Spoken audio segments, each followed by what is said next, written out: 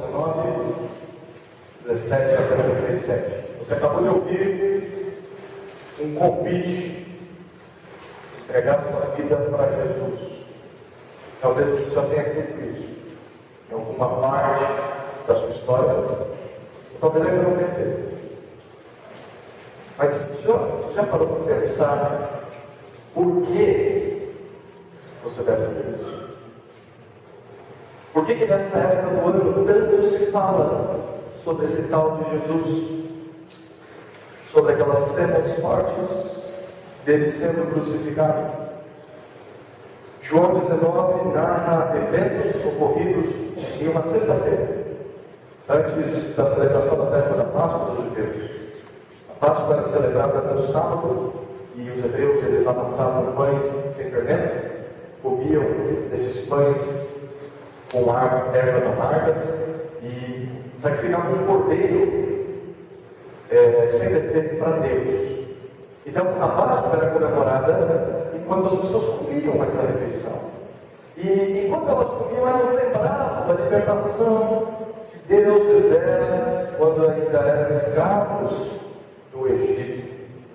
E além disso, era uma forma de lembrar como foi que Deus livrou os seus primogênitos da morte. Porque naquela noite, lá no Egito, Deus mataria os primogênitos de cada família como a 10ª praga para convencer o faraó a libertar o povo dele daquela nação. A não ser, o anjo mataria todos os primogênitos de todas as famílias, a não ser daqueles cujas casas tivessem os umbrais de suas portas marcadas com o sangue daquele cordeiro que foi sacrificado dentro da casa. Então, ao ler o Evangelho de João, nós percebemos que Jesus antecipou a refeição da Páscoa porque ele sabia o que aconteceria na sexta-feira. Numa quinta-feira, Jesus se reúne com seus discípulos, mas, segundo os outros evangelhos, nós percebemos que Jesus apenas comeu dos pães e bebeu do vinho com seus discípulos. Não há nenhuma informação de que o cordeiro foi morto. E desde o capítulo 18, o apóstolo João vem dizendo que Jesus foi injustamente preso, foi injustamente torturado, injustamente julgado pelas autoridades, tanto judaicas quanto romanas. Mas mesmo não tendo crime em Jesus, nós lemos isso no capítulo 19, Pilatos, que era o governador romano daquela época, ele entregou Jesus para ser crucificado, porque ele cedeu à pressão dos judeus. E antes disso, ele até tentou soltar Jesus. E ele cumpriu um costume, para tentar cumprir um costume da época, que era uma maneira do imperador romano agradar os judeus. O que eles diziam? Olha, nessa época da Páscoa eu libertarei um preso, eu libertarei alguém do seu povo que está preso, que vocês querem que saia, foi preso injustamente. E Pilatos tenta cumprir isso. Ele diz: olha, que tal vocês não? Eu liberto Jesus, vocês batem nele um pouquinho e depois liberam ele, porque Pilatos não queria ter esse sangue nas mãos. Mas os judeus preferiram soltar Barrabás ao invés de Jesus.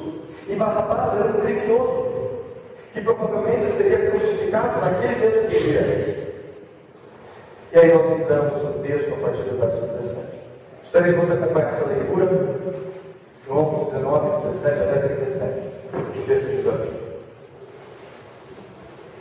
levaram então Jesus, e ele, carregando a própria cruz, saiu para o lugar chamado Caveira, que em hebraico se chama Gólgota.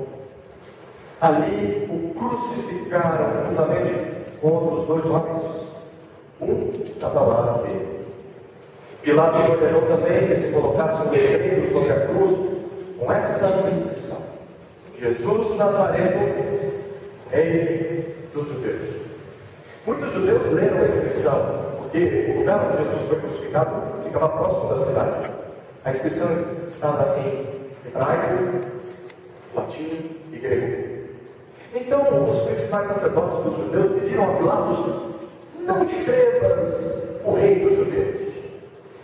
Mas o que ele disse? Sou o Rei dos Judeus.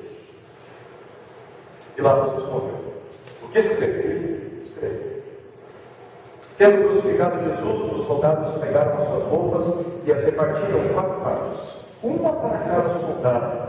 E pegaram também a túnica, que não tinha costura, uma só peça de alto a baixo. Por isso disseram uns aos outros: não a rasguemos, mas tiremos sortes para ver quem será, de quem será. Para que se cumprisse a escritura que diz: repartiram entre si as minhas roupas e tiraram sortes. E assim fizeram os soldados. Em pé junto à cruz de Jesus estavam sua mãe, a irmã de sua mãe, mulher de Clopas, chamada Maria, e Maria Madalena. Vendo ali a sua mãe, e ao seu lado dela, e ao lado dela, o discípulo a quem amava, Jesus disse a sua mãe: mulher, aí está o teu filho. Então disse ao discípulo: aí está a tua mãe. E a partir daquele momento o discípulo manteve os seus cuidados. Depois, sabendo que todas as coisas já estavam consumadas, para que se cumprisse a escritura, disse: estou com sede. Havia ali uma vasilha cheia de vinagre. Então puseram uma esponja ensopada de vinagre com um campo de sopo e a ergueram até a boca de Jesus. Havendo provado o vinagre, Jesus disse: está consumado. E inclinando a cabeça, entregou o Espírito. Era o dia da preparação. E para que os corpos não ficassem na cruz no dia de sábado, pois aquele sábado era especial, os judeus pediram a Pilatos que fossem quebradas as pernas dos crucificados e que eles fossem retirados dali. Então os soldados foram quebrar as pernas do primeiro, ao primeiro e ao outro, e com ele foram crucificados. Mas chegando em Jesus, vendo que já estava morto, não lhe quebraram as pernas. Contudo, um dos soldados perfurou-lhe o lado com uma lança e logo saiu sangue e água. Aquele que viu isso é quem dá testemunho. E o seu testemunho é verdadeiro. Ele sabe que diz a verdade, para que também vocês creem. Porque isso aconteceu para que se cumprisse a Escritura: nenhum dos seus ossos será quebrado. Também diz a Escritura em outro lugar: olharão para aquele a quem transpassaram. Vamos orar mais uma vez. Querido Deus, clamo para que o teu Espírito abra os olhos do nosso coração, para que possamos ser transportados a essa época. Possamos ver Jesus sendo crucificado com os olhos da fé, possamos confiar nele. É a oração no nome de Jesus. Amém. Há 3 cenas acontecendo nesse texto. Primeira cena, os romanos crucificam a Jesus. Jesus é levado para fora do palácio do governador, até um lugar chamado Caveira. Esse é o termo grego para esse local. E também o nome hebraico era Gólgota. Era um local que ficava fora dos muros da cidade, onde os corpos dos condenados à cruz eram jogados em um precipício para serem comidos pelas feras. E Jesus foi até esse local e ele diz, carregando a sua própria cruz. A cruz daquela época, a cruz romana, era diferente daquela cruz retratada pelos filmes de Hollywood. Quando nós olhamos para a cruz de Hollywood, ela é assim.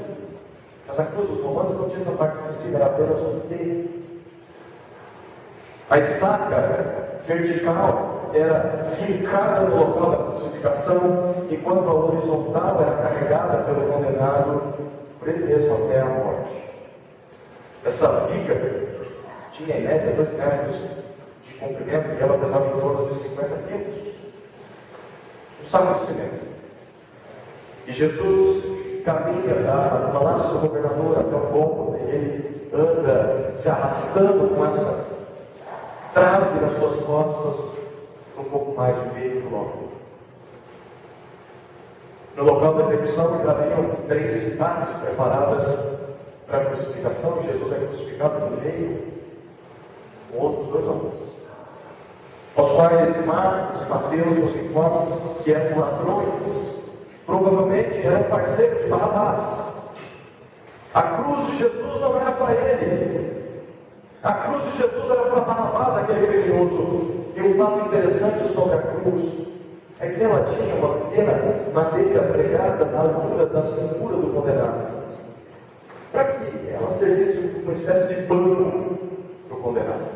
Mas não era para aliviar o sofrimento dele, mas era para prolongar a sua vida, a sua agonia, enquanto ele esperava morrer naquela cruz. Assim, os romanos garantiam que a morte ia demorar. Então eram 3 pregos, 2 fincados em cada antebraço, então não era na mão, era aqui, e um prego para prender os 2 pés, e transpassava os 2 pés. O condenado ficava com os joelhos meio dobrados, ele não ficava assim, ele ficava assim. E isso fazia com que o peso do seu corpo apertasse e comprimisse os seus pulmões, e ele era obrigado a se forçar para cima para respirar, e quando fazia isso a dor aumentava. Era comum pendurar uma placa acima da cruz, com a indicação do crime daquele indivíduo. E Pilatos manda que escrevam: Jesus Nazareno, Rei dos Judeus. E essa frase foi escrita em grego, foi escrita em latim, foi escrita em hebraico, para que todo mundo que estivesse ali em Jerusalém pudesse ler aquela inscrição. O que Pilatos está fazendo? Ele está zombando dos judeus. Ele está mostrando: olha o que eu faço com o rei de vocês. E por isso os líderes judaicos, eles pediram para Pilatos: olha, não escreva isso. Escreva que foi isso que ele disse. Eu sou o rei dos judeus. Mas Pilatos, ele não volta atrás. O que escrevi, vai ficar assim. Era direito dos carrascos ficarem com as roupas dos condenados. E Jesus, ele vestia 2 peças. Ele estava vestido com um manto, que era uma espécie de capa, e vestido com uma túnica, que eram as roupas de baixo. Eles provavelmente rasgam o manto na sua costura, cada um fica com um pedaço, mas eles não fazem o mesmo com a túnica, e a razão é porque a túnica ela não tinha costura, então se rasgasse ia perder o valor dela. E aí eles têm uma excelente ideia: por que nós não sorteamos, para ver com quem fica? Mas João nos diz que tudo isso aconteceu para que se cumprisse a Escritura. E aqui João está citando o Salmo 22, verso 18, que previa que as vestes do Messias seriam repartidas e sorteadas entre os soldados. Diferente de muitas cenas que nós vemos, Jesus morreu nu. O Rei da Glória, nu. Primeira cena é essa. Segunda cena, Jesus diz suas últimas palavras. Depois de pedir na cruz para que o apóstolo João cuidasse da sua mãe, porque não sobrou um discípulo, um irmão de Jesus para fazer isso ali. Todos o abandonaram, só ficou João. João, meu discípulo amado, cuida da minha mãe, porque eu não vou mais poder fazer isso. Provavelmente seu pai já tinha falecido, era a responsabilidade dele, como filho mais velho, cuidar da mãe. E ele se preocupa com isso. Depois disso, Jesus diz: estou com sede. E faz sentido Jesus estar com sede. Ele está desde a madrugada, debatendo, se defendendo, conversando, falando, apanhando, carregando a cruz. Mas João diz para a gente que isso aconteceu para que se cumprisse a Escritura. E nessa hora Jesus já sabia que tudo já estava consumado, tudo já estava cumprido, terminado. Então nós lemos que havia ali uma vasilha com vinagre, e provavelmente era um vinho azedo que os soldados romanos usavam para se embriagar, porque eles também não aguentavam ver aquela cena. E eles pegam um pouco desse vinho azedo, colocam em uma esponja, molham essa esponja e erguem até a boca de Jesus com um ramo de hisopo. E o texto da Escritura que João está dizendo para nós, que está se cumprindo aqui, é o Salmo 69:11, que diz: deram-me fel para comer, e quando senti sede me deram vinagre para beber. E aí nós ouvimos a última frase de Jesus antes da sua morte. Depois de provar o vinagre, Jesus diz: está consumado. Está completo. Está cumprido. E depois disso, Jesus inclina a sua cabeça e entrega o seu espírito. Ele rende o seu espírito. Jesus morre. Perceba, Jesus não é vencido pela morte. Jesus se entrega à morte voluntariamente. A terceira cena é que os judeus se certificam de que Jesus morreu de verdade. Na lei dos judeus era proibido que um corpo ficasse pendurado para a morte até a noite, e principalmente no dia de sábado.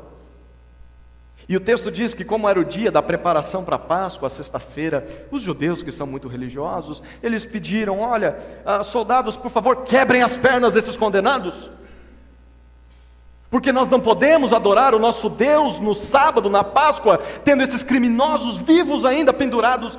Então vamos garantir que eles morram mais rápido.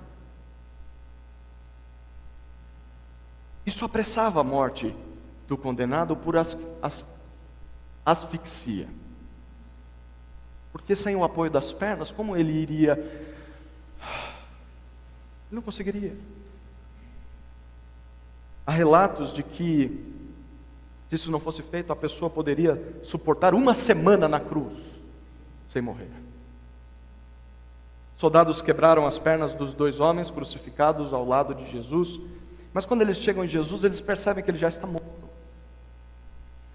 E por isso eles não precisavam quebrar as suas pernas, mas só para garantir, um dos soldados pega a sua lança e perfura o lado de Jesus, e dessa ferida sai sangue e água, porque Jesus já não tinha mais ar nos pulmões, apenas água. Isso provou que Jesus estava de fato morto. E João nos diz que ele mesmo estava vendo tudo aquilo. O apóstolo João. E ele diz: eu afirmo que isso é verdade, e eu sei que é verdade, e eu digo para vocês, para que vocês também creiam que é verdade. João quer que nós creiamos no seu relato, porque isso aconteceu, ele diz, para se cumprir a Escritura. Novamente ele diz isso, e é uma referência ao Salmo 34, que diz que nenhum dos ossos do Messias seria quebrado.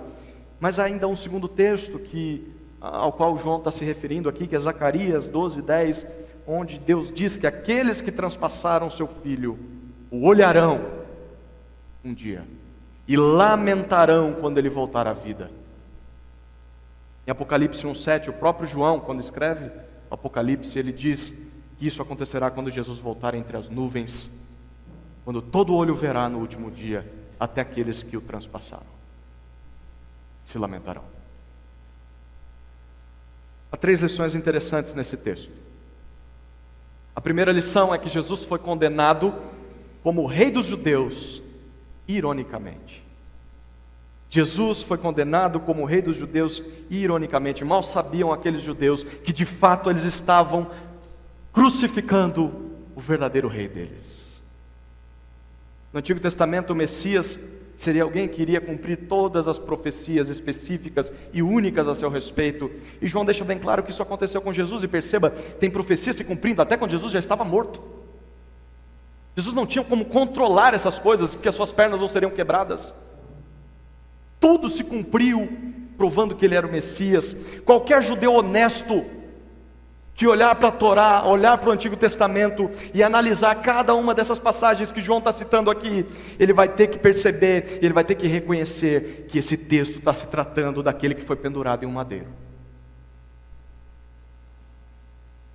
A sua última oração, em João 17, Jesus pediu para que Deus o glorificasse, e não havia maior glória naquela época do que alguém ser coroado rei, sentar no seu trono. Pois no caso de Jesus, a cruz é o seu trono. Como diziam cristãos do passado, ele reina de cima da árvore, em cima de uma cruz. Isso significa que Jesus de fato é o rei dos judeus, Jesus é o rei dos reis, Jesus é o Senhor dos senhores. Se alguém não se rende a Jesus nessa terra, vai lamentar no dia em que Jesus voltar. Você precisa saber disso, você precisa crer nisso, para que não lamente no último dia. Essa é a primeira lição. Segunda lição, Jesus morreu realmente. Jesus morreu realmente. Quando João descreve a morte de Jesus, nós vemos detalhes que talvez não seriam necessários se nós estivéssemos narrando essa história, né? Bastava dizer que Jesus morreu, a gente ia acreditar nele. Mas João se preocupa em explicar que mesmo que os soldados já acreditassem que Jesus estava morto, eles tiveram de certificar disso. E aí eles perfuram Jesus ao lado. E por que é importante que eles façam isso? Acontece que na época em que João está escrevendo esse evangelho, havia um ensino na igreja sendo disseminado chamado docetismo. E o que o docetismo ensinava? Ele ensinava que Jesus na verdade não morreu realmente. Olha, na verdade, para alguns Jesus nem foi real. Por isso parece que a intenção de João aqui é mostrar que de fato Jesus é real. A morte de Jesus foi verdadeira, Jesus era humano. Dentro dele não tinha um plasma, ou não tinha, sei lá o que poderia ter dentro de um ser angelical. Dentro dele tinha sangue, tinha água, tinha órgãos como nós temos. Jesus foi homem. E João quer mostrar isso, ele morreu de verdade. Mas qual é o problema de você ignorar essa verdade? Se você ignorar que Jesus morreu de verdade, a mensagem do cristianismo passa a ser considerada como uma fábula, como um mito. Simplesmente princípios religiosos do tipo assim: na verdade, Jesus nunca existiu. É invenção da cabeça de alguém lá do passado. E se Jesus existiu mesmo, ele não foi homem de verdade. Ele foi apenas uma alma, ele foi um espectro, um espírito. E se mesmo assim ele existiu e ele morreu, ele não ressuscitou, foi tudo uma farsa. Jesus não foi só real, como morreu realmente. E isso ficou comprovado pelas pessoas que viveram com Jesus, pelos historiadores, pelos judeus e até mesmo pelos seus inimigos romanos. Nem eles conseguiram provar que Jesus não ressuscitou, eles abafaram o caso. Por isso, crer em Jesus não é como dizem por aí, que é um salto no escuro. Crer em Jesus não é abandonar a razão, não é abandonar a realidade, pelo contrário, negar a vida de Jesus, e negar a morte de Jesus, negar a ressurreição de Jesus, isso sim é negar os fatos da história. É preciso você ter mais fé para negar a realidade de Jesus do que para se entregar a Ele. Por isso, se você crê em Jesus, mas tem tido sua fé questionada, abalada, saiba que essa é a mais pura verdade. Descanse nisso. E você que tem se interessado pelo cristianismo, ou é um cético, ao invés de ir pela cabeça dos outros, ao invés de ser irredutível, eu faço um desafio para você. Procure nos anais da história, sabe, aqueles que você considerar mais confiáveis, e tente descobrir por si mesmo. Jesus existiu de verdade, e contra isso não há provas plausíveis. A verdade que você vai ter vai ser uma massa de informações que mostram que de fato Jesus esteve nessa terra, de que de fato Jesus foi crucificado, e que de fato ninguém sabe onde está o corpo dele, porque ele ressuscitou. E se isso é verdade, e é a verdade, então Jesus só tem três possibilidades: ou Jesus era um louco, ou Jesus era um farsante, ou Jesus era Deus. Por que um louco? Porque ele achava mesmo que era Deus. Mas nenhum louco tem a sabedoria que Jesus tem. Até hoje, livros e livros são escritos em cima do Sermão do Monte, por exemplo. Pessoas que dizem: não há alguém mais sábio do que esse Jesus na história. Então louco ele não podia ser. Farsante também não podia, porque como é que ele ia convencer tantas pessoas por tanto tempo? Logo as pessoas descobririam que ele não ressuscitou de verdade, e ele era uma farsa, e ninguém conseguiu provar isso. Então só sobra a terceira opção. Se Jesus não era louco, e se Jesus não era farsante, então só sobra ser Deus. E se Jesus é Deus, você deve dar atenção ao que Ele diz e ao que Ele fez, porque isso implica a sua eternidade. Terceira lição: Jesus consumou sua obra verdadeiramente. Jesus consumou sua obra verdadeiramente. Essa é a parte mais importante desse texto. Lembra que na Páscoa de Israel um cordeiro era sacrificado? Eu disse isso no início. E para que o cordeiro era sacrificado? Era sacrificado para substituir o filho primogênito de cada família dos crentes. Mas em sua última Páscoa, nós já vimos, Jesus não sacrificou um cordeiro. E a razão qual é?